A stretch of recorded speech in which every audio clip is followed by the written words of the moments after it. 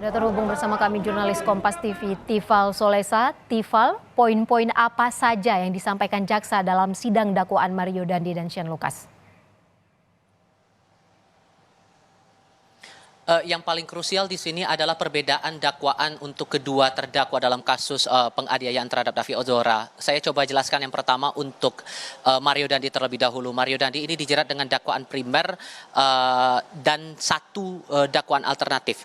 Sementara untuk Shane Lucas ini dikenakan satu dakwaan primer dan dua dakwaan alternatif. Saya coba jelaskan untuk Mario Dandi dulu. Posisi Mario Dandi ini dalam kasus ini sebagai pelaku yang langsung menganiaya David Ozora yang mengakibatkan cedera parah pada bagian kepala terhadap korban, dan itu diketahui sudah direncanakan sebelumnya bersama dengan terdakwa Shane Lucas dan pelaku anak AG begitu.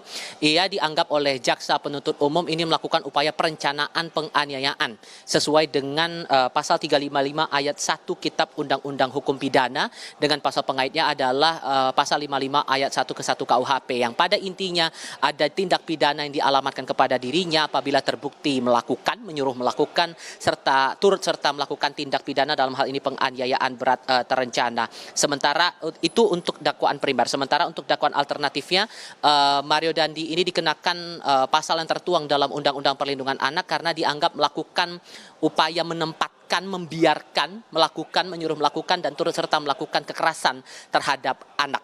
Itu untuk Mario Dandi. Sementara untuk terdakwa Shane Lucas Lumbatoruan, ia dialamatkan untuk dakwaan primernya sama seperti Mario Dandi. Yang membedakan adalah dakwaan alternatif pertama. Dakwaan alternatif pertama ia dikenakan pasal yang sama seperti Mario Dandi di 355 dan 353 KUHP, tapi yang membedakan adalah pasal pengaitnya. Ia dikaitkan dengan pasal 56 ayat 2 KUHP, yang pada hakikatnya pasal tersebut menjelaskan bahwa ada tindak pidana dirinya sebagai pembantu kejahatan. Spesifiknya adalah ia dianggap memberi kesempatan, sarana atau keterangan untuk melakukan tindak kejahatan, dalam hal ini melakukan tindak pidana penganiayaan.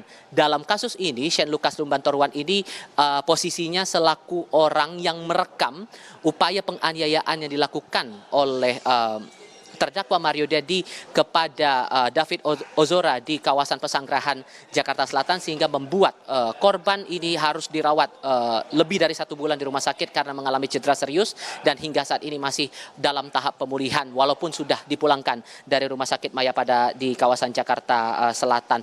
Atas dakwaan yang disampaikan oleh pihak jaksa penuntut umum ini, kedua belah pihak yang diwakili langsung oleh penasihat hukum dari Shane Lucas maupun Mario Dandi tidak menyatakan eksepsi. Ivo. Agenda selanjutnya keterangan saksi apakah termasuk pelaku anak AG?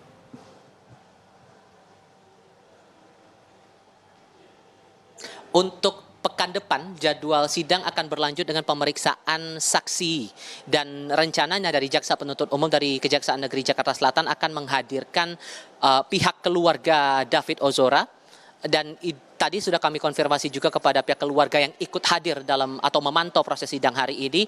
Terkonfirmasi yang akan hadir dalam sidang Selasa pekan depan yang dijadwalkan berlangsung pada pukul 10 pagi waktu Indonesia Barat adalah Jonathan Latumahina selaku ayah dari David Ozora, serta Rustam Effendi yang ikut menjadi pelapor dalam kasus yang dialami oleh keponakannya David Ozora ini. Hal-hal apa saja yang kiranya akan disampaikan, tadi juga sempat diberikan bocoran sebetulnya dari pihak keluarga korban akan menekankan imbas tindakan penganiayaan terencana yang dilakukan oleh terdakwa yang terasa sampai dengan saat ini imbasnya. Terlebih nanti akan ditunjukkan pada pekan depan juga akan ditunjukkan sejumlah hasil tes kesehatan saat korban David Ozora ini dirawat, pada awalnya dengan kondisi yang cukup parah begitu, cedera yang dialami, kemudian kondisi dia saat ini, dan pemulihan apa saja yang sudah dilakukan sejauh ini oleh pihak keluarga. Dari pihak keluarga juga menekankan bahwa sampai dengan saat ini korban David Ozora masih butuh pengawasan, masih butuh pemulihan, dan terus dipantau oleh tim kesehatan yang dimiliki oleh pihak keluarga. Ivo. Terima kasih jurnalis Kompas TV Tifal Solesa melaporkan langsung dari Pengadilan Negeri Jakarta Selatan.